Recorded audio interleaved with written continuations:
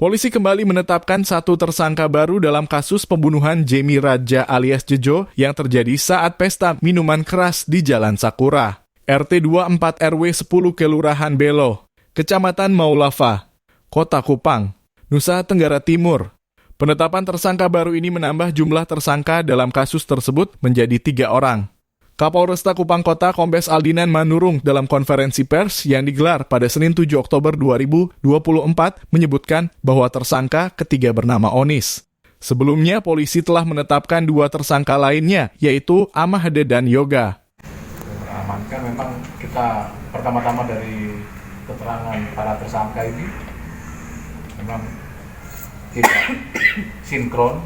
Banyak sekali kejanggalan yang disampaikan mereka, tapi kami tidak menyerah, kami bersama-sama dengan saksi yang lain, kita sesuaikan keterangan, kemudian hasil otopsi juga, kemudian lakukan prarekonstruksi, mungkin rekan-rekan sudah datang juga kemarin kegiatan.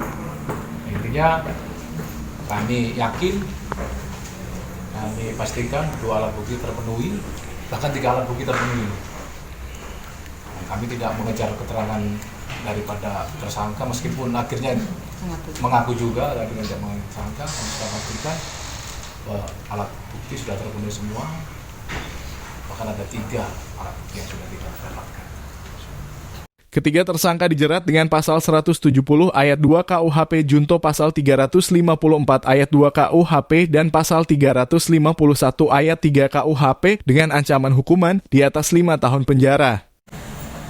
Pasal yang kami terapkan, pasal terlapis, yaitu mulai dari 170, di mana disebutkan di sana, di ayat 2, secara bersama-sama di depan umum, melakukan tindakan kekerasan yang mengakibatkan seseorang meninggal dunia.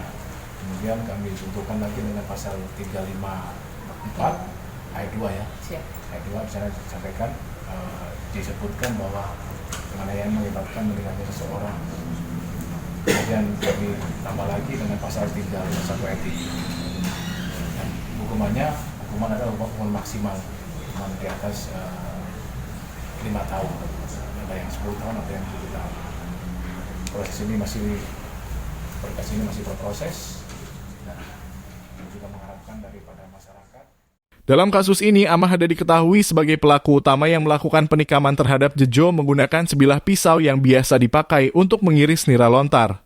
Sementara itu, Yoga berperan memukul korban dan Onis bertindak memegang tangan Jejo saat insiden terjadi.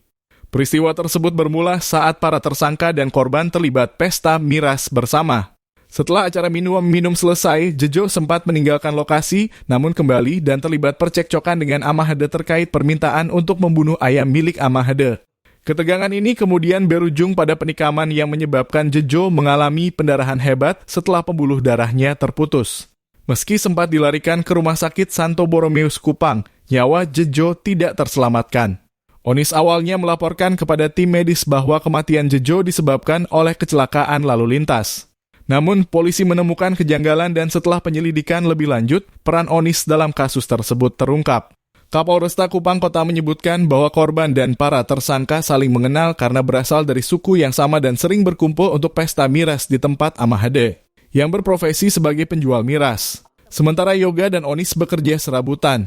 Sebelumnya, pada Rabu 2 Oktober 2024, Polsek Maulafa telah menetapkan Amahde dan Yoga sebagai tersangka utama dalam kasus penikaman tersebut.